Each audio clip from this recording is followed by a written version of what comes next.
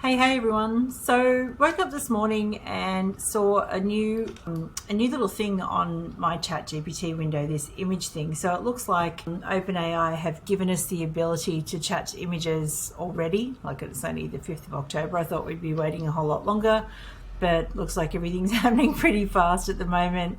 So I also looked under the window. It looks like we've got that DALLE 3 capability that I was talking about the other day that we were sort of hacking away at through Bing, bing.com/create. And there's another video on that. But, and I will make another video on this, but what we'll do with this video is just focus on chatting to images.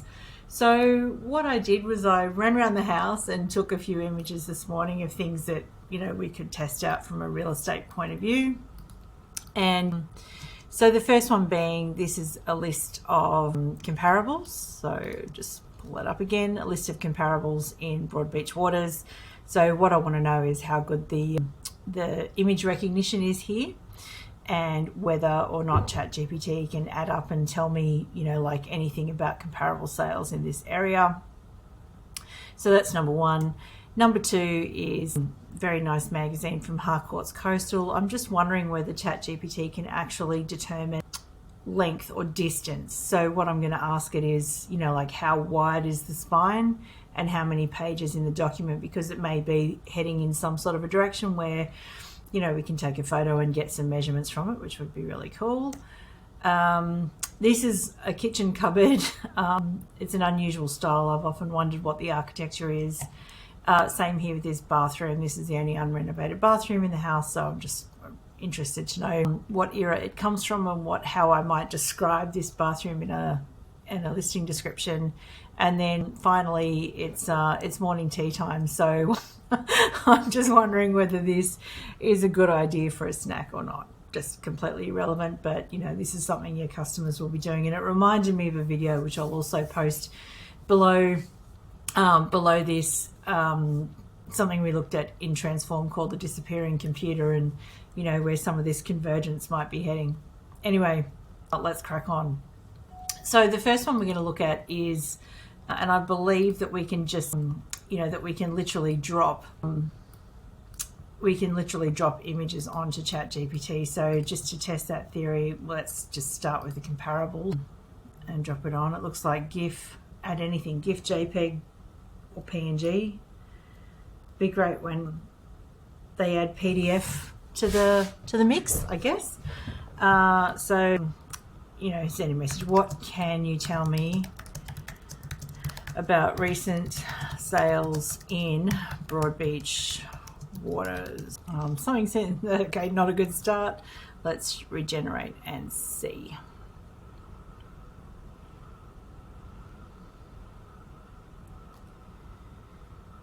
Okie doke, so we've uploaded the image, and okay, this provides an insight into recent sales in the region. Here's a succinct analysis. Okay.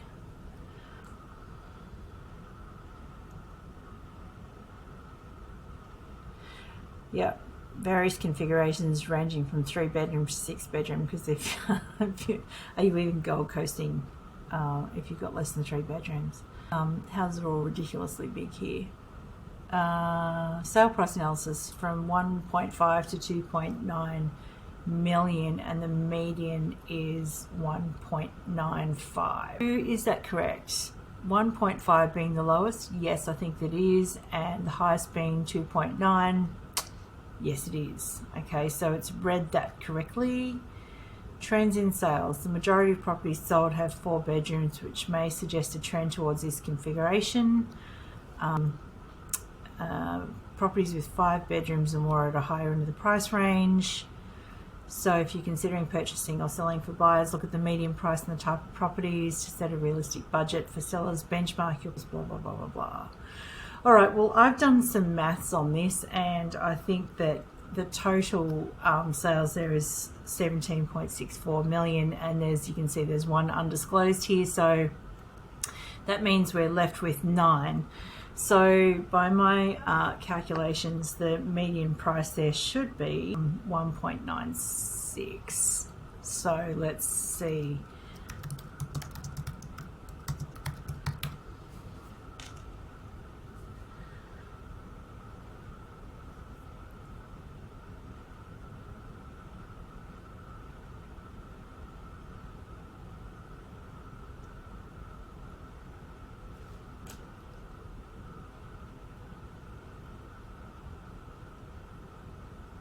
Oh, okay. I've asked for the median price, not for the average. Okay, but it is going to go through it. And I think okay, 8 properties listed. But there's 9. 1, 2, 3, 4, 5, 6, 7, 8, 9. Okay. All right. 1 point, well, I mean, you know, like I did say the median was 1.965, but there are 9 properties listed here.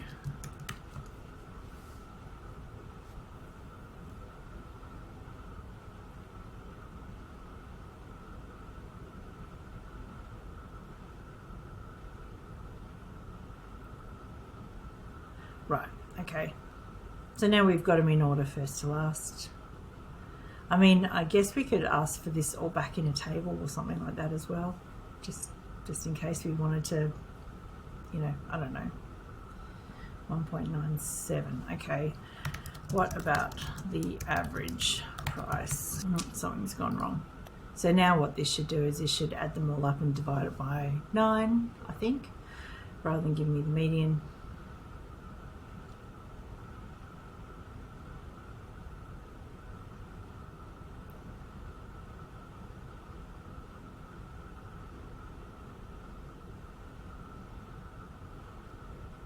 Anyway, it's pretty amazing that you can just upload a photo of this. I mean, you know, this makes doing your expenses, which used to be the bane of my life, so much easier. But here we go, going through all the workings.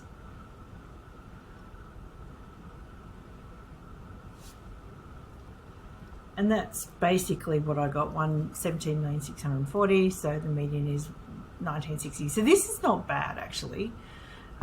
And I'm betting that I could probably ask for a table or something like that, but we might leave that there because, yeah, I guess this is probably an interesting analysis. You could pick up any piece of data, I guess, or any list of data, take a photo and get it analysed. So, yeah, what a time to be alive. All right, so going to go to a new chat now and let's ask it about this. Let's ask it about these gorgeous cupboards first. So here we go. Could you tell me what era the design of these cupboards come from, and how might I describe them in a listing presentation? And one more thing, I'm just going to add some context here. I'm a real estate agent, okay, in a listing, and I'm just going to change that to description. Okay, let's see what we get.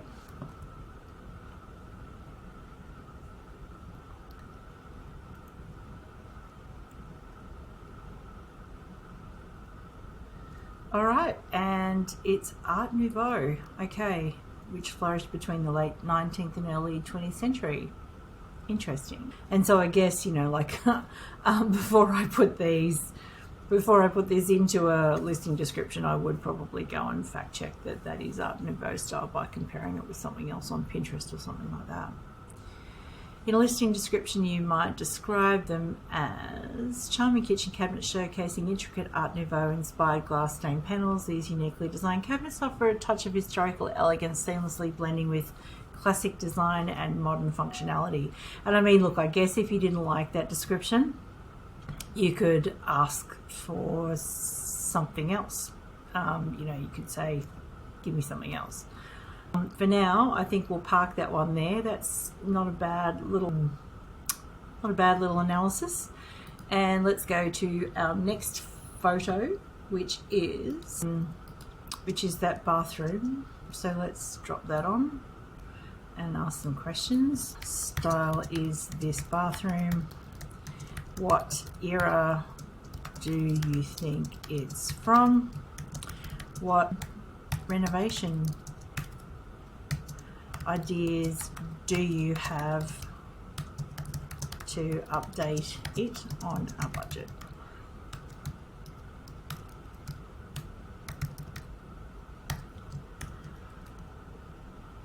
Okay, so rightio, let's just have a look at that.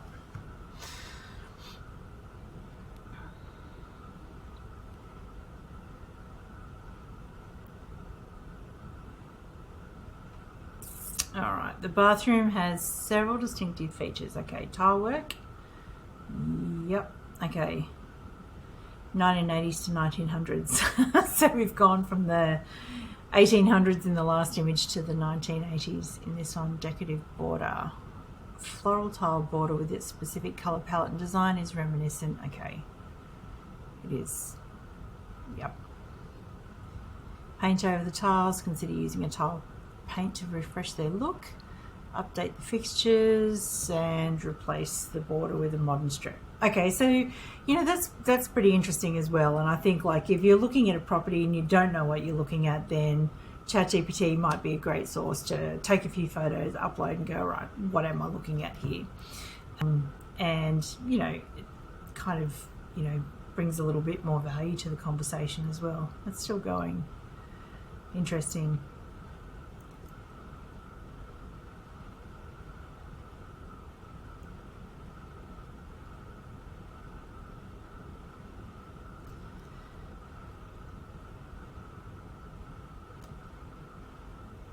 Oh, still going. To underline the potential ROI on these changes, a 2019 study indicated the bathroom renovations typically recoup around 67% of their costs in the property's resale value. Yeah, I don't know. I think that can really depend on where the property is and a whole range of other factors. So, you know, I'm not sure about floating that stat around. Let's move on to the next image. My next image is, well, actually we'll leave the shortbread to last. It was this one. So I just want to see whether ChatGPT is aware of distance. So let's ask it, could you tell me how many pages are in this magazine? Now I know the answer is, you know, it's more than 100, but I want to see what it comes up with, because to determine the number of pages, you need to know the page thickness as well as the spine, and it might be a good idea of seeing how ChatGPT can judge distance. So, okay, challenging, radio.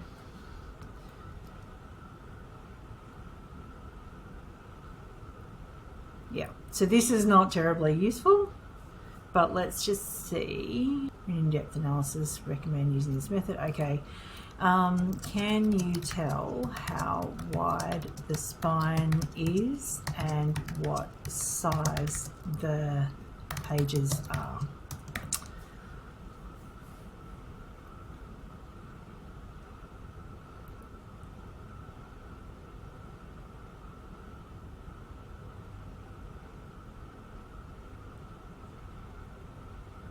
Yeah, okay.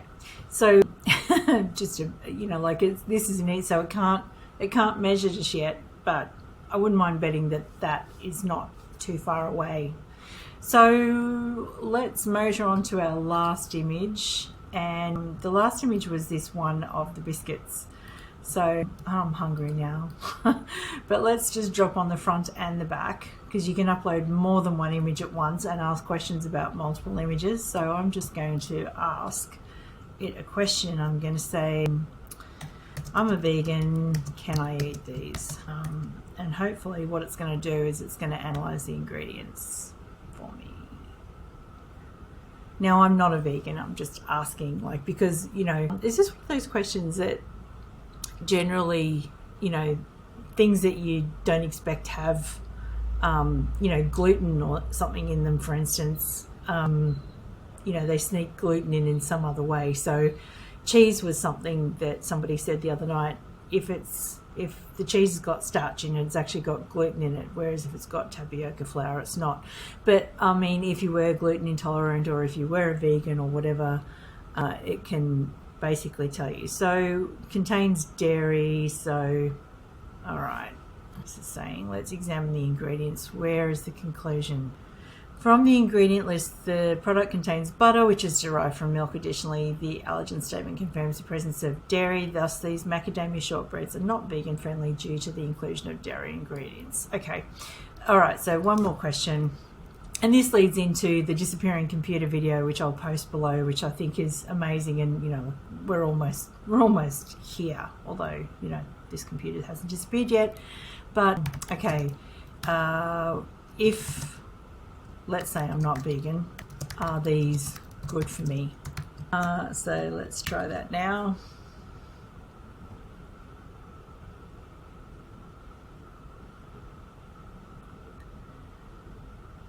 And this is, I feel like prediction is that ChatGPT is going to come back and sit on the fence, really. It's just going to give it to me straight.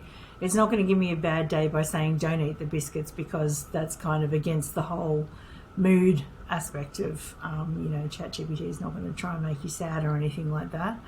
But it is going to give it to me straight. So comparable to the energy provided by many cookies. Okay. Not too much protein, 20% fat, and 10% of that is saturated fat. So as expected for a cookie. Okay, moderate sodium. So gluten-free, so that's all right. Contains butter. Okay, dietary considerations. Here we go, finally. Free from artificial colours and preservatives, contains natural ingredients which are a good source of healthy fats. See, we're erring on the positive side here. However, it contains sugar and butter, which would contribute to calorie intake and saturated fat. So overall assessment. For someone without specific dietary restrictions, this product can be part of a balanced diet. If you're watching your sugar or fat intake, consume any treat it's about. So, look, I mean, you know, again, kind of mind blown. You know, this stuff is just changing at such a rapid pace. So I encourage you to play with this, upload your own images, ask questions, see what it can do. Yeah, it looks like the capabilities of this are pretty amazing right now. So I'm going to leave this video here, and then I shall make another video shortly on the DALLE 3 capabilities and see what that can do.